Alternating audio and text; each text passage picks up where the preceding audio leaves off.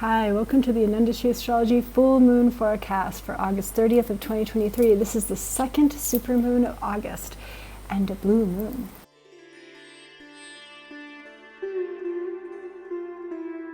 The moon is waxing, growing bigger and brighter.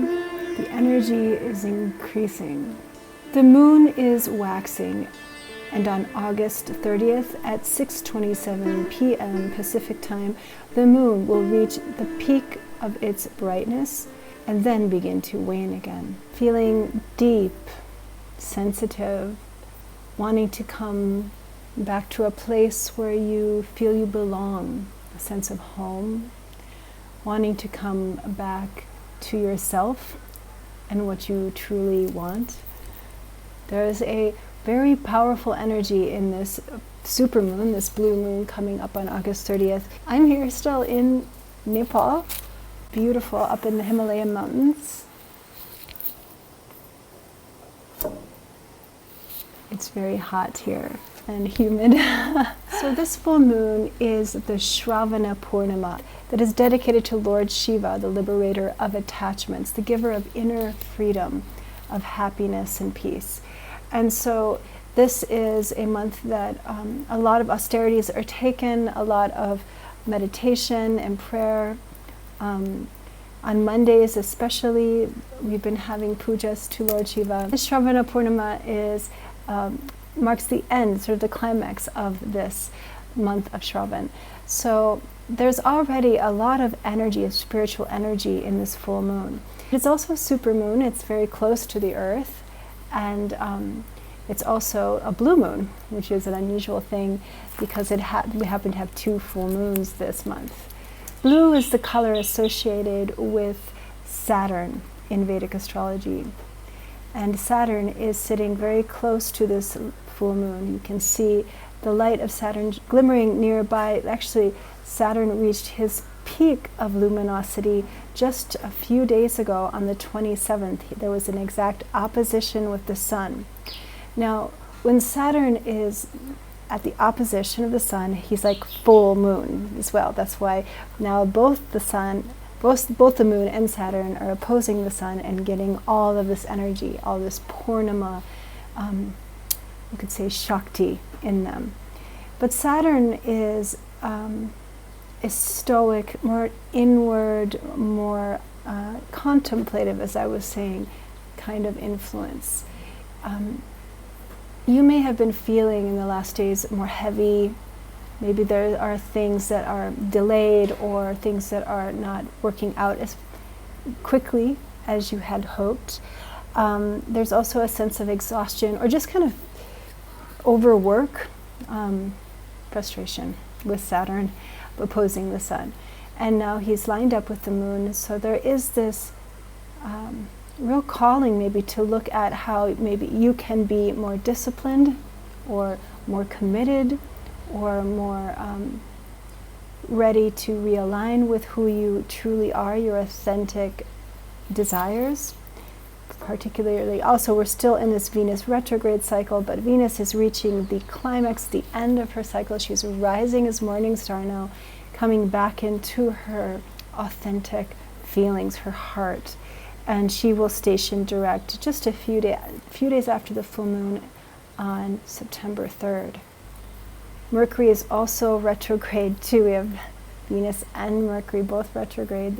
These are both like kind of the personal planets. It's really a good time to go and review the past, maybe come back together with old friends or reunite with, like I was saying, a sense of belonging or home, something calling you back to yourself. The full moon is in the area of the sky called Shatabhisha. Shatabhisha nakshatra. Shatabhisha translates as 100 healers or 100 medicines. It's a lunar sign connected actually with medicine, healers, shamans, visionaries. There's something around going into the root of cause of disease as well and finding the mysterious causes to these problems, these disharmonies, and also finding a medicine, a cure for them. So this full moon has the ability perhaps to awaken us to parts of our minds, parts of our parts that have not been understood by us or have been subconscious, memories that have been forgotten, or parts of our mind that we've blocked off even. So there is something very powerful, a little bit like shadow work within this full moon, like a mystery being solved. This could be on a collective level as well, an awakening to information, or other kinds of scandals that are being revealed. But I find that this, with the Saturn influence as well on this full moon, it seems to me like a very powerful time to be doing inner work. Even though it's a blue moon and the last supermoon of the summer, and there is something about the energy of the full moon, right, that wants to open up and come out. We are also being pulled in by this influence of Saturn, this desire for structure or limitation, and also Venus and Mercury retrograde. But it's still a very auspicious full moon, very auspicious indeed. This full moon is an awakening kind of full moon, I feel, if it's used in a way of inner contemplation. It's a really great time to be fasting and to be doing meditation. It's also celebrated as the Gayatri Jayanti, the goddess Gayatri of the rising sun, and also the Rakhi Bandhana, when siblings tie a string around the wrist of their brother to symbolize family unity. Yeah, so let's just see what the tarot cards have to say about this blue moon in Shatabhisha Nakshatra.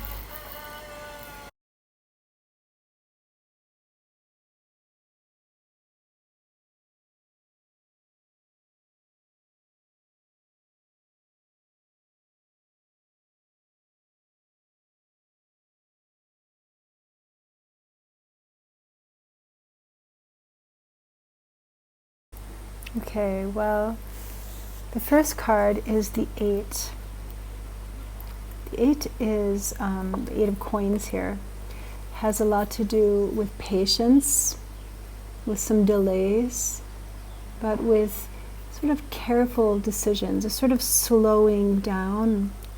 That heaviness of Saturn, that pressure perhaps of, this sort of hesitation before making decisions, or a sort of needing to just get the work done well and finish the loose ends that may have been neglected. But there's something growing here, although it's not the only 8 here. There's 2 8s also. You have the 8 of Cups. 8 is a number associated with Saturn. So this really is a Saturnine kind of full moon. It's in Aquarius, which is ruled by Saturn.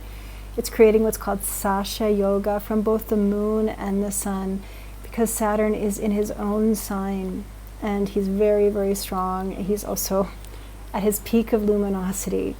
So we're getting a big dose of Saturn right now, of perhaps what we can't do to. It's like a sense of having to surrender and accept what's not working. So this may be financial as well. This Venus retrograde cycle does have to do sometimes with how we invest money or how we plan and structure our finances.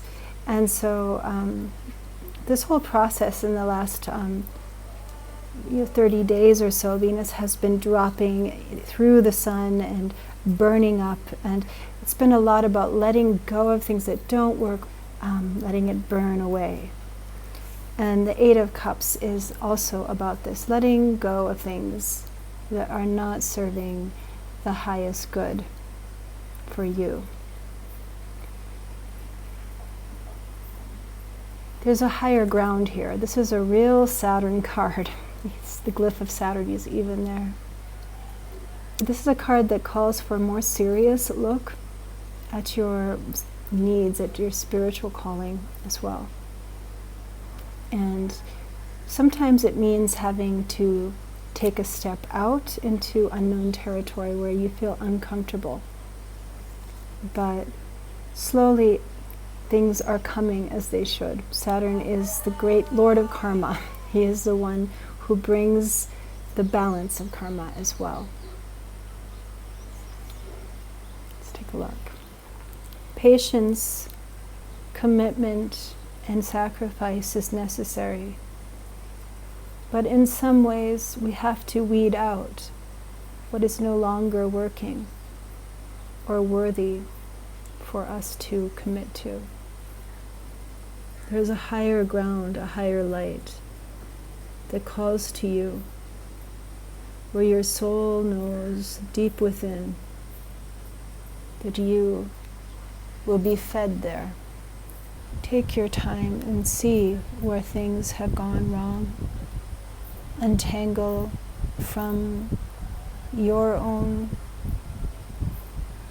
fear of failure, because behind that veil is the cure, the medicine that you have been searching for. Thanks for coming to the Industry Astrology Full Moon Forecast, live from Nepal here. I do still offer one-on-one Vedic Astrology readings and Tarot readings online on Zoom. I'll be opening some more slots. They got filled up really fast. I've just been keeping limited slots available here. So check it out soon before they fill up if you'd like to get a reading with me while I'm here in Nepal. And I look forward to seeing you soon next month. I'm